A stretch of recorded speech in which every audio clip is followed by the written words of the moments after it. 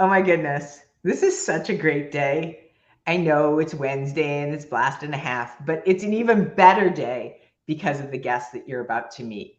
So if you don't know Osbanari, this is going to be a great killer session talking about something that everybody, literally everybody needs to know, which is the idea of starting from scratch, which also is really all about change.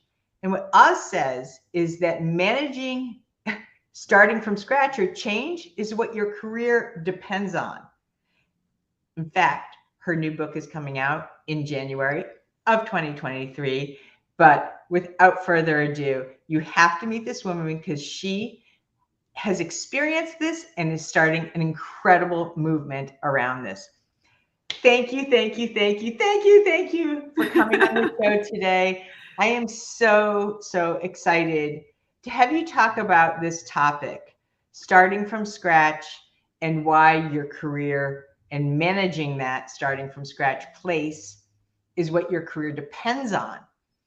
But Yeah, I'm before so we get excited into to see that, for this. everybody else, why are you qualified to talk about this? Oh Why my God. are you the queen of change? So first, I want to say thank you for having me. All of your content is so amazing, and I'm so happy to be part of it. I wrote to you before. I think that we never met really face to face, but I think we hugged so many times. So many Um, so I think to your question, I've been through so many changes in my career that I would like to say that I survived and went into a better state on the other end, not because of my wit and my smarts, but because I really have a method to do it. And when I follow it, I come out bigger and better on the other end. So I'm curious, like if you had to guess, how many transitions and changes? I mean, one of them that I know about is you left your homeland, right? Yes. And there are a lot of people, men, women that are first generation, either in this country or other countries, and that in and of itself has maybe very little to do with their career, but has everything to do with their life and their culture. So share a little bit about maybe a common theme that comes up with any of those transitions and changes when you felt like you were starting from scratch? Yeah. So I call it the itch. And it can really be internal or external. You mentioned, me moving to the States. I moved 8 years ago, and I thought I had all my ducks in a row. I thought I'm coming to a job that I knew what it is. I knew where I'm coming from. They actually relocated me for that. And then there was a change, which I thought was my main first one.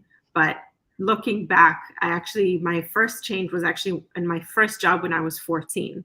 So, to come to a new country, to think that you have all your ducks in a row, to have a career that you already have planned, and then something changed almost I think it was the second week on the job, and I needed to reinvent myself because otherwise, coming here through a relocation deal is actually meant that I would need to go back and, packing everything, and which took months with a family, and then packing it back again was something that I could not envision happening. So I had to manage that change. I had to manage what's going to happen to me, so that I can come out of it bigger and better.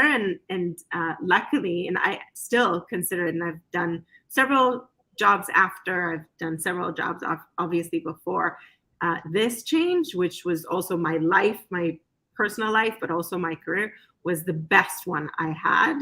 And the best job I had was created as part of that change. So, and something that proved to me that I can do more than what I thought up until then I could do.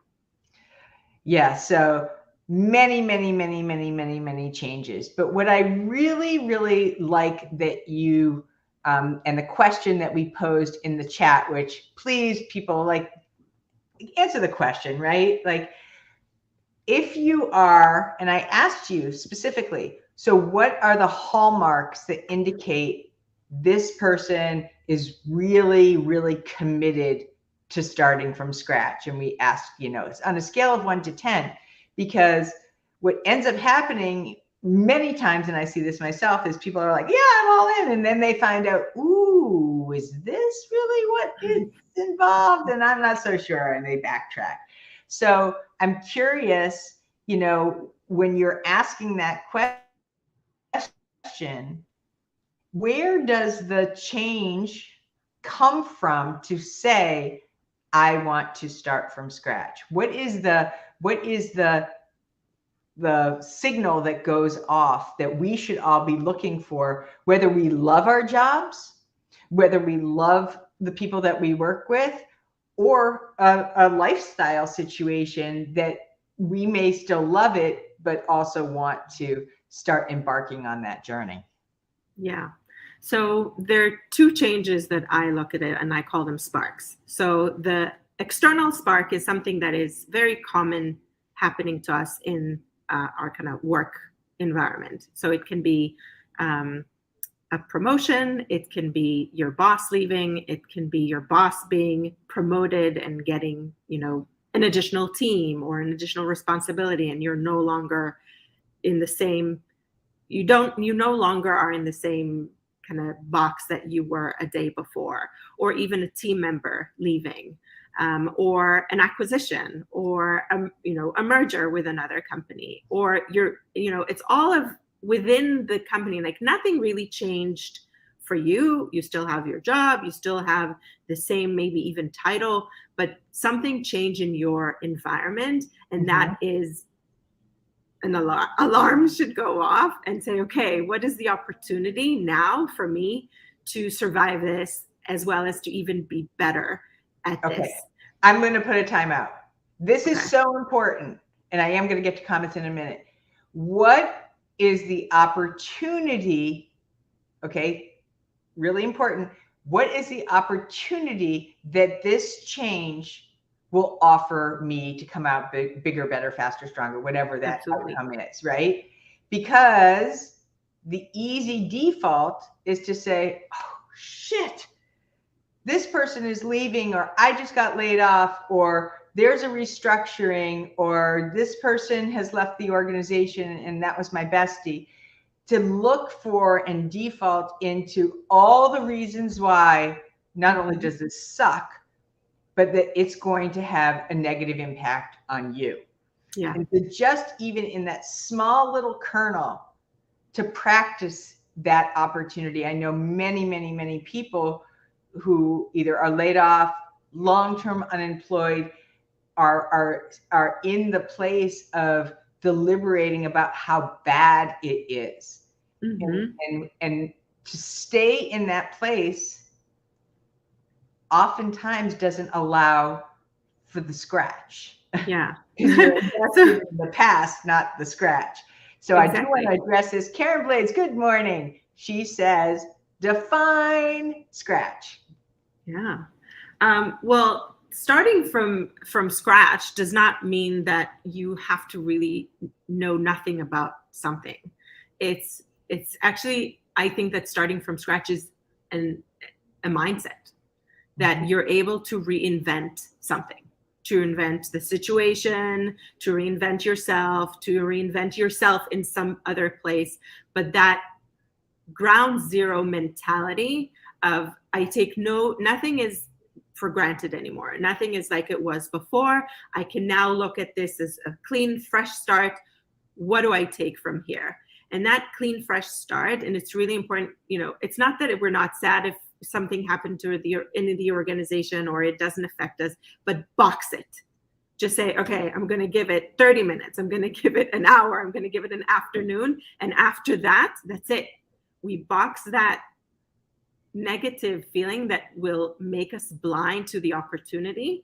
And then we start from zero. And we start from zero. It's like a new day. And what is that new day bringing? What can I bring to the table that I didn't bring, that I want to? That maybe something that I learned during that time from the previous time I needed to change until now, something was starting to be interesting for me and I couldn't really use it or do it. Can I bring it to the table now? Like it's just really a mindset of, okay, opportunity.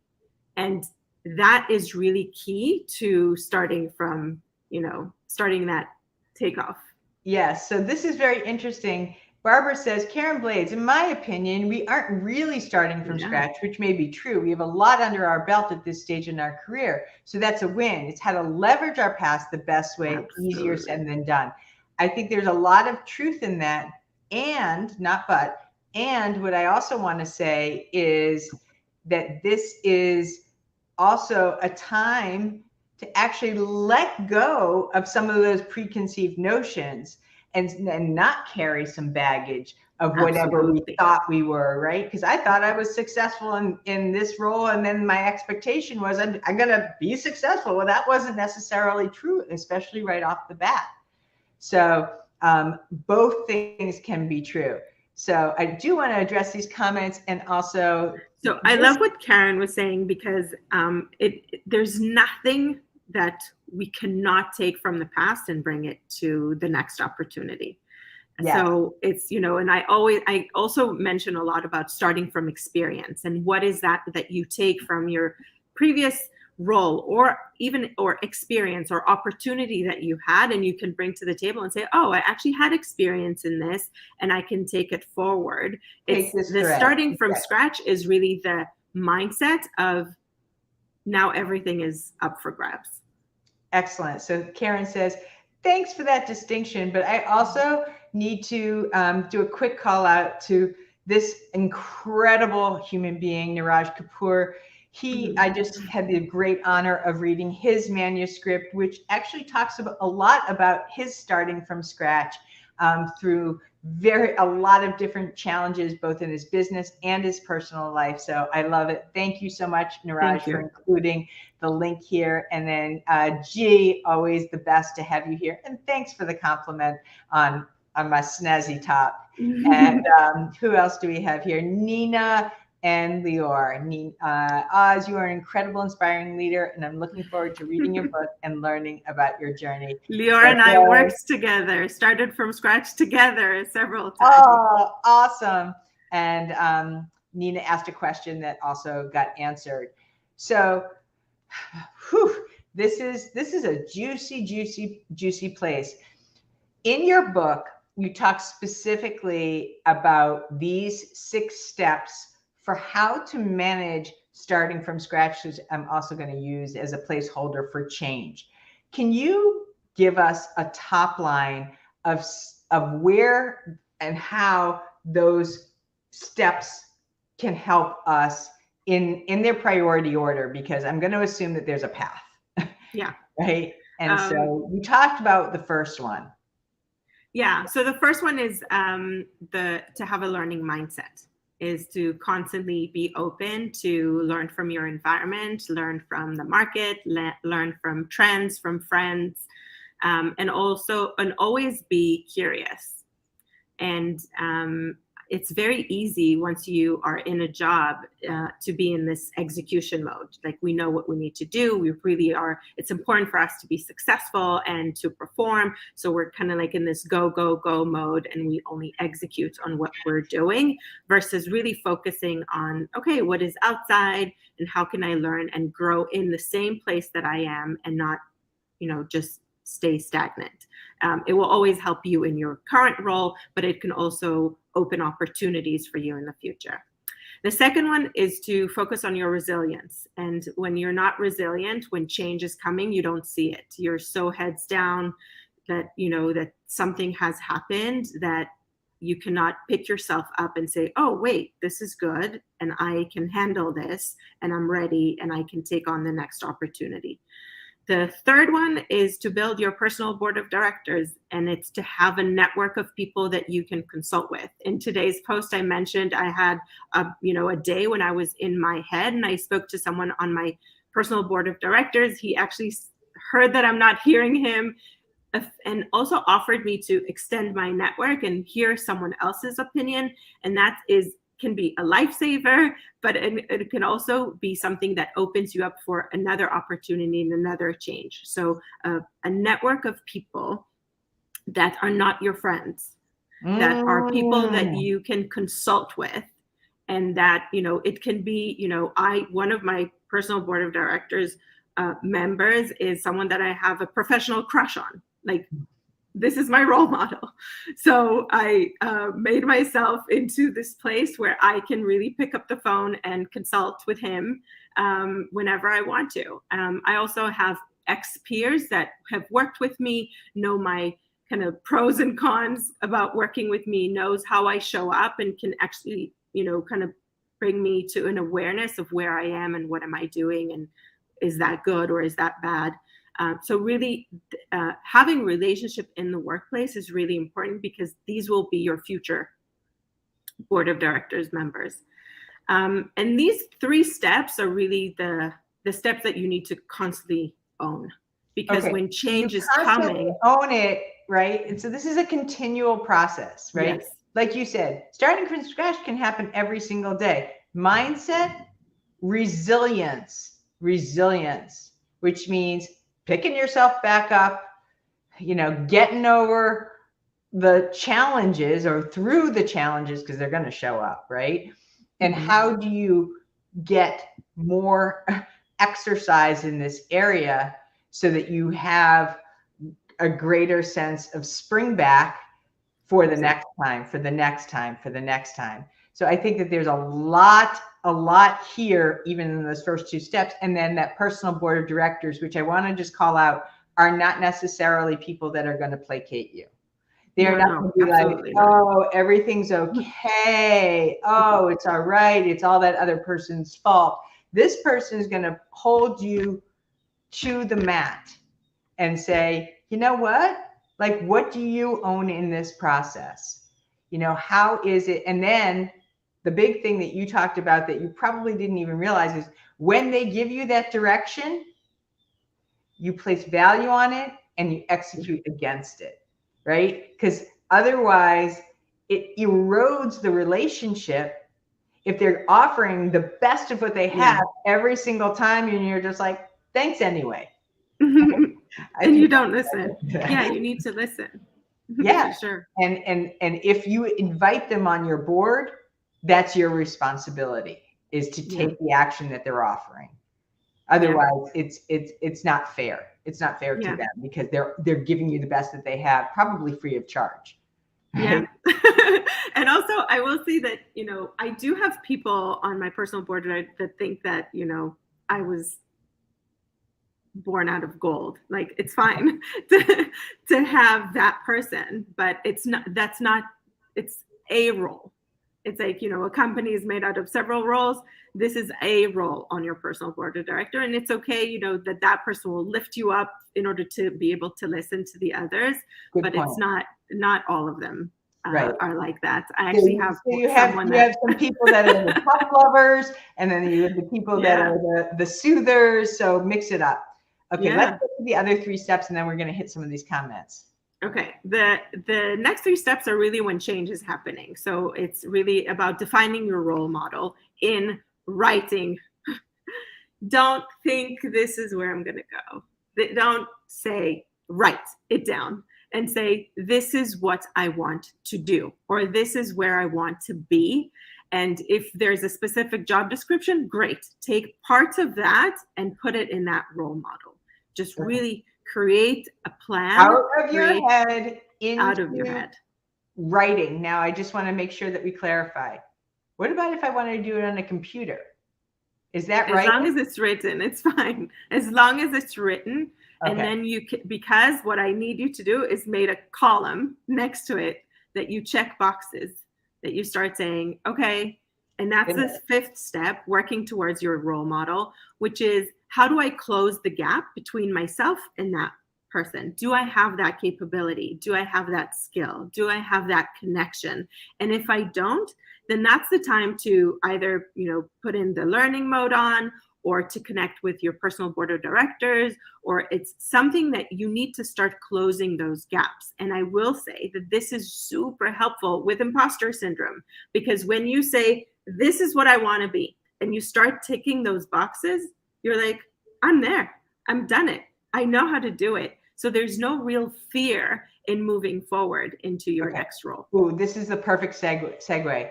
Lisa Ravi, yay, Oz, Lauren. So great to see this much power on screen together. As you and I are aficionados of emerging technologies, which by definition mean we all need to learn and adapt, find ways to adopt and succeed, leveraging new tech as a powerful opportunity for us all. How can someone new to, for example, Web3 metaverse jump start their journey? So this is like exactly what you just talked about. I want to be blah. Yes. Right? So what's on the list? How do we get there? Show us how. Tell us.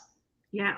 So I can say that specifically Web3 is something that I was super passionate about at the end of last year. And I was really convinced that this can be the future, not just for me in a role, but actually for my previous company that I used to work for. And so I actually started the research while I was in that company, because I really thought, how do we really bring that? How do we bring Web3 into the current company? It's actually a growth within the company. It happened that, it didn't work out, but I already started that learning mode. For me to start picking up, I contacted anybody I knew that was in Web3, and I just interviewed them. And I asked them, how did you get into this? Who do you know? What should I read? What are what are your sources of information?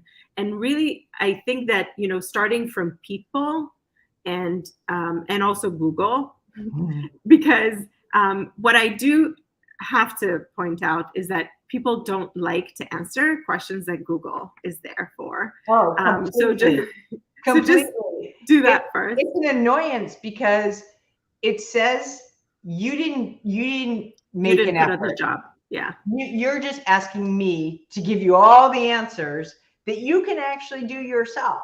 So I love that, right?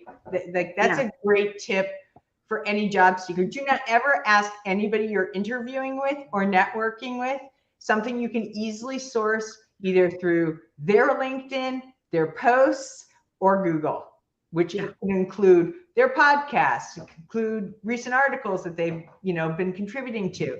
All of this, is on you guys, right? Because you're already asking them for something. So don't come.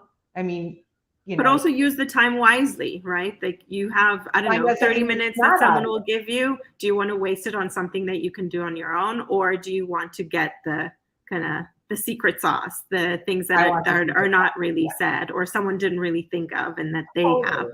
Totally love that. Totally love it. And Deborah says, always do your research. But I think that that's true. Of course that's true. But I think that the way that you phrased it, Oz, was like, don't ever ask something you can find out on your own. We can say research, but this is the subtext to that. Yeah, it's the work you put in. Exactly. So I contacted people and then they gave me their sources and then I looked for additional sources and then I started attending events. I paid for classes, and then I met someone that actually was looking for someone else that was doing my job. He's a founder and he was looking for someone that has product experience. I was extremely open about the fact that I don't have experience. I'm knowledgeable. I felt that I own the knowledge. But, I have my past experience, back to the comment we had, to bring that I can move between industries easily and I can perform in a new industry as well. And he hired me. And that was my first actual experience. And then, once you have one, the second one is pretty, it's easier to get into that. And then, it's just the word of mouth became something that powers my, the people that I work for. So another really awesome nuance that you talked about here that I absolutely want to put out there is, and people are also talking about this with the board of directors, right? Is that do make like Simon said, if they're doing this, clearly when you're asking them, how did you get from A to Z? They're sharing their path. So if you want what they have, do what they do. I mean, that's like, I'm not saying every single time and you don't have to mirror it exactly, but take a cross section of all of these things and be able to say to yourself, wow, this person had success doing it this way. Now, this person had success doing it this way. What can I take from either one of these that are so clearly valuable in how to navigate those newer waters? Right? I mean, that sounds really simple, but I've seen it happen over and over and over again, where somebody else's experience in cracking that nut, which is such a great question. How did you transition from here to here that seemed completely unrelated? Then you have gold because they're giving you the compass. Yeah, for sure. And they're there for the next time. So I think it's also, I went back to the first person that I actually spoke with the first time I got the first project to work on in Web3. And I said, it's thanks to you. Like, I knew where to begin. I knew where to invest my time in learning. And I'm super grateful. And the magic that happens to that person when they know that they're a little part of your success is priceless. It's always to me, when I say thank you or I update them, I don't just consult and disappear. I go back and I say it worked or it didn't work. Can we talk again? This is huge. This is huge, right? I'm sometimes I like bang my fist on the wall and I'm like, wait a second, where did this client go? Like, I don't even know what happened with this. Did they try this? Did they not try this? Is it working? Is it not working? And if you tell me I tried this, but it didn't work, now I have something to work with, right? Or if I hear that there's success, oh, yippee, now I get to pass that along to other people. So I love that idea of please, please, please keep your board of directors, people that are invested in your success, keep them updated so that they feel a sense of excitement and appreciation for what it is that has been working from their behalf. So I love that. Okay, what are the last two? So we talked about the role model. The fifth step is actually to close the gaps on the role model. And the last step, you actually mentioned it very, very briefly. It's about the baggage. It's like letting go of the baggage. And it's really, again, in writing to say, okay, this is what happened to me. What were the good things that came out of it? What are the bad things? What are the things I enjoyed? What are the things I will never, ever, ever do? What are the things that I wasn't before and now I am? And it just builds you up to understand that every experience is positive. Every experience brought you and gave you a gift, gave you something to move on to and continue to start from experience and not from scratch, really. And that really, really matters, because that is the difference between someone that says, oh, something happened to me, versus I was there. I know what happened, and I know what the results are, and I know what I'm taking from here. And it's not something that happened to me. I was there. I was there. I was present, and I took things from that. And I think that is the difference between, I just got the goose pimples from you saying that, because, I'm still hearing people say, well, as a result of the pandemic, I understand that did happen, and it happened for a lot of us. But also in that pandemic, new things were born, right? Yep. I recreated a relationship with my kids, or I discovered that I had more flexibility and I'm a better remote from home candidate work from home candidate than I am, somebody that is required to go into the office all the time. Or I found out that with the extra time that I had, I read 27 books, in the last quarter. So or I added a specific member to my personal board of directors because I knew amazing people. Gained a new skill set. So it's easy to look at the yuck, and it is a practice. I also really, really adhere to this idea that you get blessings or lessons. Lessons or blessings, you know, because either one of those things are worth it. Because you're always going to be starting from scratch, because you cannot orchestrate all the things that are happening around you. I often say you work with what you have. Yeah.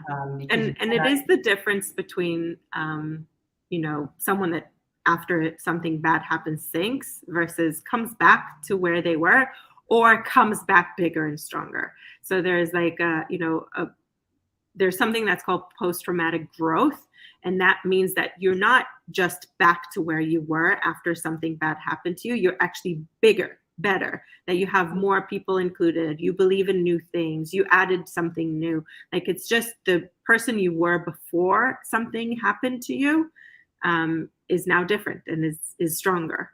And it's really, I think that kind of cleanup of all the baggage that you accumulated really can make that change of, do you grow after something happened to you? Do you come back, or do you not come back? I'm like gushing. I am. In Yiddish we would say I'm kvelling, but it really is a wonderful thing. And what you're doing by way of breaking this down, 6 steps in your book. And by the way, you will find snippets of all of these tips on LinkedIn content daily. I mean, you are such a consistent poster, great nuggets that keep us really informed and agile within this larger process. So Oz, from the bottom of my heart, I know that when I get to see you, it's going to be like a real hug, not a virtual hug. Real big hug. We're going to go vintage shopping or something together, because I know that's like your jam. Or we'll run off to Paris. Yes. Everybody, thank you. So many great comments here from so many people.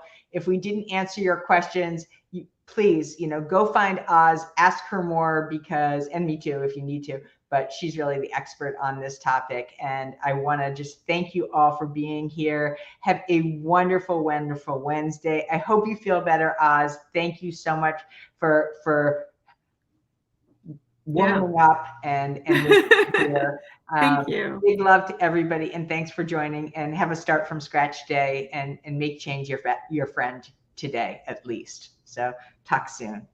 Bye. Bye. Hang around for a sec.